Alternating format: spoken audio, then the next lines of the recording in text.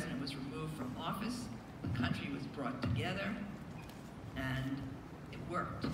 Congress worked, the system of checks and balances worked, so that's what I'm going to try to spend some time on with you, giving you some background on impeachment that's vital to understand the situation today.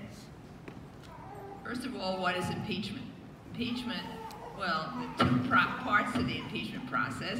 One is the charge of impeachment, which happens in the House of Representatives, and the second is the conviction in the Senate. So to have an impeachment, framers decided they weren't going to make it easy. You have to get a majority vote in the House of Representatives, but a 2/3 vote in the Senate. Not easy to do. They didn't want to make it easy. On the other hand, they decided that they needed impeachment. And there was a big debate about it. Well, what do we need impeachment for? We have an elected president, and by the way, we have another election. So if the president doesn't do good things, vote him out. Or her. It wasn't her then. The framers had a big debate about whether they even needed an impeachment clause. And the need for an impeachment clause won out. Why? Because they understood, they just freed themselves from a monarch. They understood that a president could threaten the very structure and foundation of our constitutional order. And they weren't willing to wait 4 years because they knew how much damage a president could do. And in those days, the president didn't even have a nuclear weapon, much less whether it was bigger than someone else's. But okay.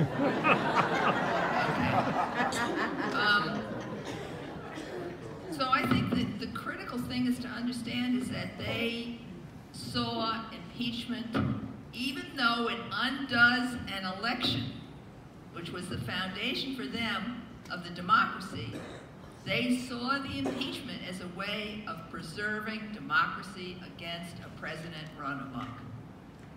So that's really important to understand. That's the background of it. We can go into it in more detail if you have more questions. Well, how did it start with Richard Nixon? By the way, I should say there was one impeachment before Richard Nixon, and that was of Andrew Johnson. It was totally partisan, and historians attacked it and continue to attack it to this day. After the impeachment process against Richard Nixon, you had the Clinton impeachment. That was totally partisan. No Democrat voted for it, and the public never accepted it, and the conviction did not take place in the Senate. Same with Andrew Johnson. He was not convicted in the Senate. Well, why did the Nixon impeachment work? What was the process, and what can we learn from it? First of all, how did the process start? It did not start with a special prosecutor like Kenneth Starr saying to Congress, you need to impeach the president. It started with the Watergate break-in. Let's take a time frame here. Break-in into the Democratic National Committee headquarters. That was in June 1972. It was committed, the burglars were all connected to the campaign to re-elect Richard Nixon, and there was some White House involvement. It was imperative, once these burglars were caught by a very alert guard at the Watergate Hotel or the Watergate complex, it was imperative to keep the burglars quiet and not to talk about higher-ups, because higher-ups would have gone to the White House and Richard Nixon, and he was up for re-election in November. June, November. They could not let this information get out. And so there was this big cover-up. And guess what? Worked. Richard Nixon, because the cover-up was so successful, was re-elected with one of the largest electoral margins in American history. There's only one state that voted against him, Massachusetts, and he won not only the Electoral College, but the popular vote, so it was a huge landslide. He thought he was safe.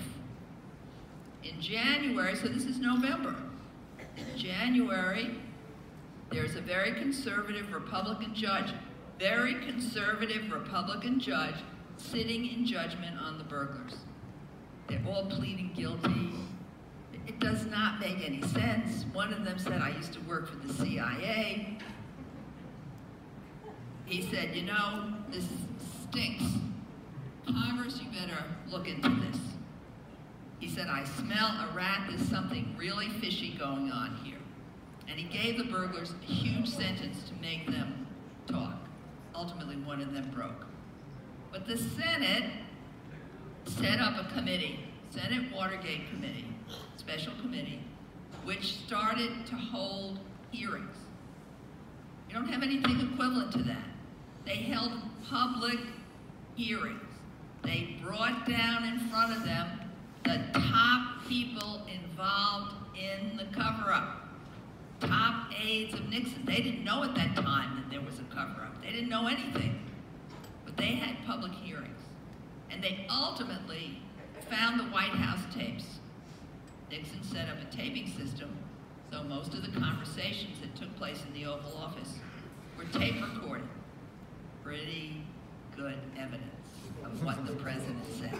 Okay, but that was as a result of a serious and bipartisan effort in the Senate. Didn't start out bipartisan, started out Democrats on one side, Howard Baker on the other side. He said he was a complete, I won't say tool, but basically he was working for the White House. And he said, I got the right questions to ask that'll show that Nixon wasn't involved. What did the president know, and when did he know it? Pretty good questions, simple questions. But when the answers kept coming back, showed that the president knew a lot, and knew it from the beginning. Okay. So you had a kind of bipartisan effort in the Senate, didn't start out that way, to try to find the facts. The critical thing was that John Dean, the counsel to the president, in those hearings said, you know, I told Richard Nixon, the president, that there was a cancer on the presidency, that his aides of the burglars were being paid hush money, and pardons, presidential pardons, were being offered to them to keep their mouths shut, not to cooperate with the prosecutor. Sound familiar? And Dean testified in public. The American people saw that. They saw his testimony. They could make a judgment about it. And what do you think President Nixon said? I never said anything like that. He's lying. Fake news. Ridiculous. Never said that. Because what Dean said, the president said, was, I know where we can get the money. We need more money. I know where we can get it. Never said that. Okay. White House tapes are discovered, and there's a special prosecutor. Name wasn't Mueller, it was Archibald Cox, a Harvard law professor. But he said, I'm going to subpoena those tapes because I want to know, is Nixon telling the truth? Or is Dean telling the truth? And the important thing is the American people understood the significance of those tapes. They could tell whether the president was lying about a cover-up or not. So when the special prosecutor went after the tapes, Nixon said, you can't get those tapes. We're going to fire you. You have no right to get it because they're my tapes. You can't get them. Well, the American people understood right away what was at stake. They understood that the tapes would tell the truth about whether their president had committed a crime or not. And they didn't want any interference with that. They said, basically, president can't fire the prosecutor, president can't interfere, and we understand the stakes. Do we have a criminal in the White House or not? And the tapes will tell us. You can't interfere, Mr. President. So the American people rose up and said, Congress, you have to do something. And that's when impeachment started in the House of Representatives. It's really important to understand a lot of similarities. The leadership in the House, you had the Senate investigating. The hearings were in April. The tapes were discovered in August. The special prosecutor had subpoenaed them August, September. He was fired in October. All that period of time, people were saying to the House of Representatives, do something, do something, do something. Leadership said no. They knew impeachment from Andrew Johnson. That's what they were looking at. That was the last impeachment in their minds. That what did not work. They didn't want to go there. But the American people said, got to do something, Congress. And the critical thing is that it was not a partisan thing. There was no polling done. But the will of the American people was, Congress, you had to act. So the House Judiciary Committee sprung into motion. Not so fast, it took them a while, but it was very clear from the beginning of that process how strategic it was and how smart. We knew that the only way that impeachment was going to work, because you didn't have a president elected by a narrow margin, you had a president elected with huge support from the American people, was that you had to have solid evidence, the process had to be absolutely fair, and it had to be bipartisan. And you weren't going to get bipartisanship unless it was fair and unless the Republicans on the committee saw that there was solid evidence. And so that's how the process worked. After the Saturday Night Massacre, when Cox was the special prosecutor was fired, the Attorney General resigned, the Deputy Attorney General resigned, the American people said, Congress, you have to intervene. So Congress intervened, and the critical thing was, in the first signal about how shrewd and strategic the process was, that the Democrats picked a Republican to head the impeachment inquiry. The chief of the impeachment inquiry staff for the Democrats was a Republican, John Doerr. And of course the Republicans, they didn't pick the Democrat, they picked the Republican. But it didn't matter, it was a signal that the Democrats were going to try to be as fair and try to show the American people that they were striving for truth, not partisanship here.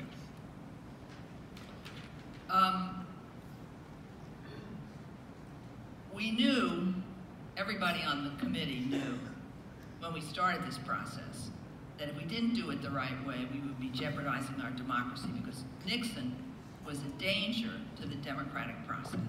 And so we had to do it right. We couldn't ram it through, we couldn't use a partisan advantage, we had to do it in the right way. The grounds for the impeachment, well, they're set out in the Constitution. The framers thought about this a bit, and one of the grounds was treason. Treason's defined in the Constitution. We didn't have treason at that time, although now we have information that does suggest that Nixon conspired with the South Vietnamese to keep the peace talks from peace treaty from being arrived at. So, but anyway, impeachment wasn't part of it, and bribery wasn't part of it. We know what bribery means. There's three grounds for impeachment: treason, bribery, other high crimes and misdemeanors. What's that mean? Other high crimes and misdemeanors, we know treason defined in the Constitution. Kind of know what bribery means. You know, it's a well-understood term. Maybe we don't know exactly what it means in every circumstance, but we have a pretty good idea when you say somebody's been bribed or somebody's bribed somebody else. What's a high crime and misdemeanor? Well, we had to get to work because no one on the House Judiciary Committee when we started knew what a high crime and misdemeanor was.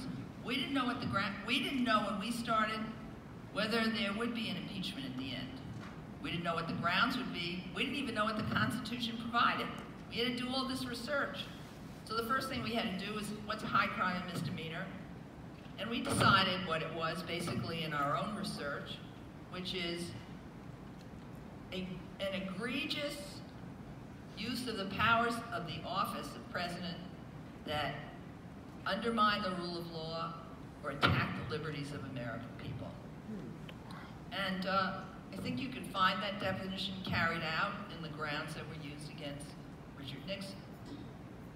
What are the grounds? I'll just go through some of them so you get a very good idea, because the parallels are what really resonate today.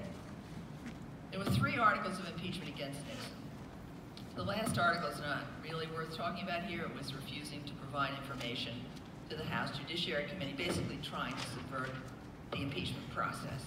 They got the fewest votes. But we wound up getting about 30%.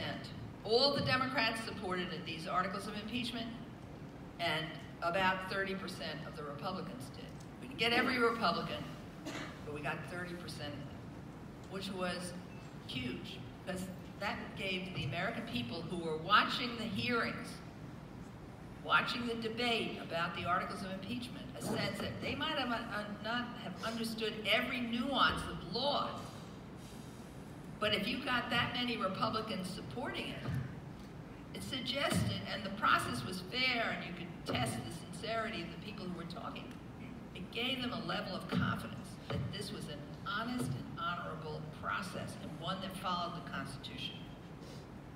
So let me outline the grounds that we had in the two articles of impeachment. The first article was basically charging Nixon with covering up the Watergate break-in and basically interfering with the efforts of prosecutors and the Senate to find out the truth. What were the specifics? I'm not going to go into every ground, but some of them will really resonate with you. The first one was getting the CIA to stop the FBI investigation. We know that because there was actually Nixon on a tape saying to his top aide, Holtzman, call the CIA and get them on false pretenses to tell the FBI to stop the investigation. Well, we have some things that sound a lot like it. We have a suggestion that President Trump told Michael Pompeo, he head of the CIA, and told Dan Coates, who was the head of the Directorate of National Intelligence, call Comey, James Comey, the head of the FBI, and tell him to stop his investigation. Well, we don't know this 100% because they've never testified publicly, Coates and Pompeo, as to what the president told them. But the fact that they refused to testify about it before the Senate, we don't talk about why the Senate didn't insist on being told the answer, gives you a pretty good sense that Trump may have told them, cut this investigation off at the pass, tell them to drop it, stop it. Okay, so getting the CIA to stop the FBI investigation was one of the grounds. Firing the special prosecutor, because he was trying to get evidence against the President of the United States. Well, we have some things that resonate with that too. One or two. Directing his top aide, Holtzman. Holtzman wasn't a lawyer, but he still directed Holtzman to lie to the Senate Watergate Committee. Have that on tape. Just say, you can't remember, you can't recall. Now, we don't necessarily have a direction from Mr. Trump, but do we know what he told Michael Cohen to say?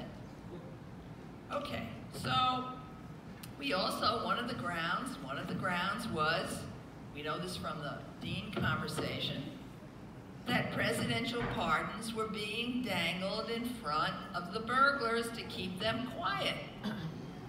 One of the grounds for the impeachment vote. Okay, well, we have some similarities here. The effort to obstruct the investigation and to impede and to impair it was Article 1 of the impeachment articles against Nixon. The second was the abuse of power. I'll tell you those briefly, but using his powers to stop all of the things that he did to impede and obstruct were also deemed to be an abuse of the powers of his office, because the president takes an oath to take care that the laws are faithfully executed, not that the laws are executed to keep him safe from prosecution. He has to use the powers for the welfare and the benefit of the American people. He created an enemies list, he did illegal wiretaps, he had his minions break into the offices of Ellsberg psychiatrists to smear him. Those don't sound very similar to what Trump has done, the different kinds of abuses, but the fact of the matter is that some of what he did interfered with the liberties of American people. anyway, we know about the pardons, the resonance of the pardons. We know that they could have been directing false testimony. We know that there were efforts to try to get people in government to shut down investigations, including the director, or we think it could have been the director of the CIA, and the firing of the FBI director in order to stop the Russia investigation. So we have a lot of similarities here. We're not talking about whistling in the wind and finding something brand new. We have things that are regrettably and horrifyingly similar. I've said many times that there are two things that President Trump should do. And one is to read the Constitution, and secondly is to read the articles of impeachment against Richard Nixon. He obviously hasn't done either.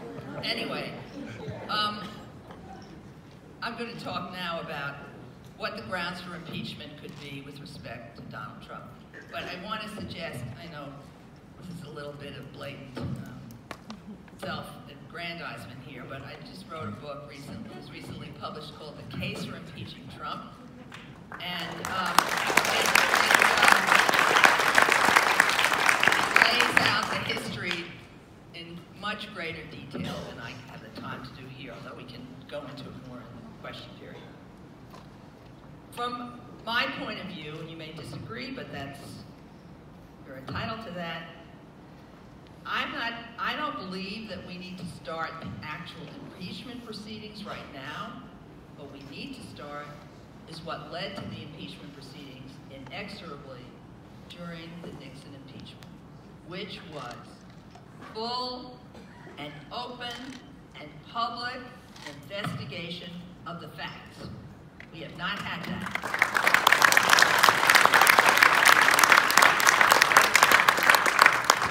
Mueller is doing his work slowly, inexorably, putting this mosaic together.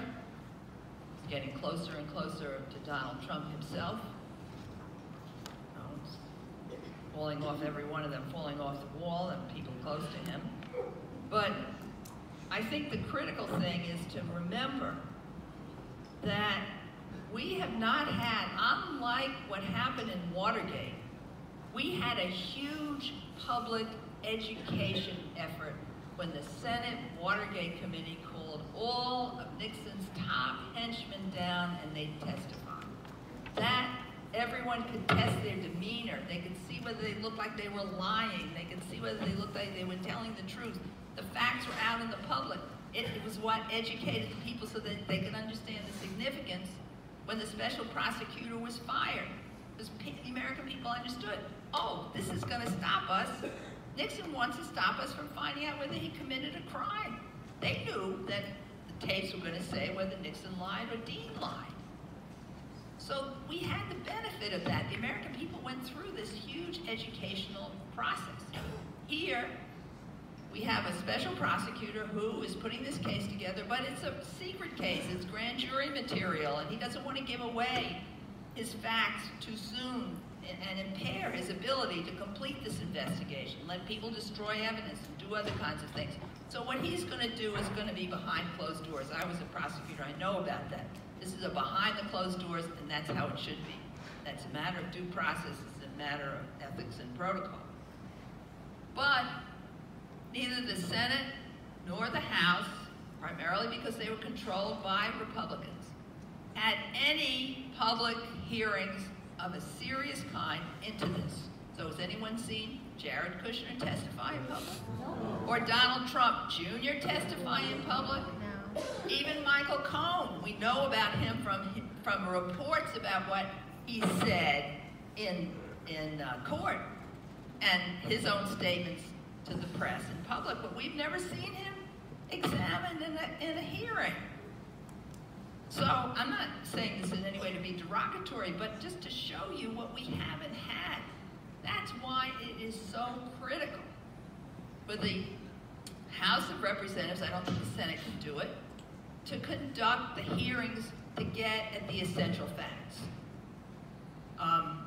And it's not too early to start. They need to start now. They need to educate the public.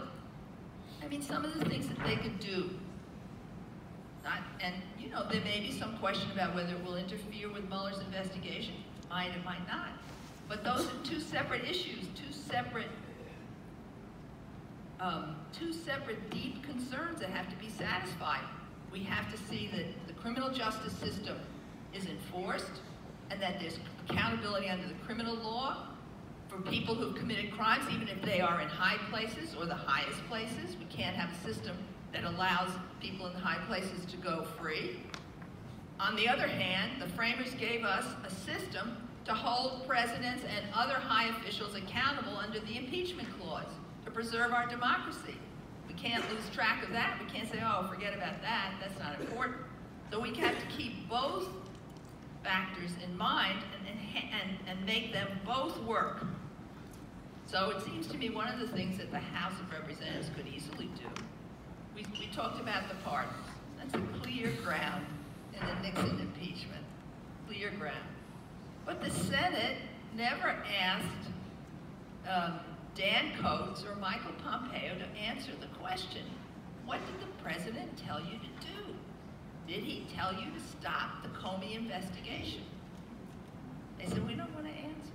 Oh, really? I used to be in the House of Representatives. I was the chair of a subcommittee. Someone said, I don't want to answer your question. You know exactly what to do. It's called the contempt power. So they need to get at these questions, and they need to get at the answers. Just want to say a couple things more. Some people say we should not proceed now. Forget about the investigations, forget about impeachment, forget about accountability. We have the 2020 election. My answer to them is the framers of the Constitution had that debate over 200 years ago. That was exactly the debate. People said, no, we just go to the election, forget about impeachment. And they said, no, we have to protect our democracy. That answer was correct over 200 years ago, and it's correct today.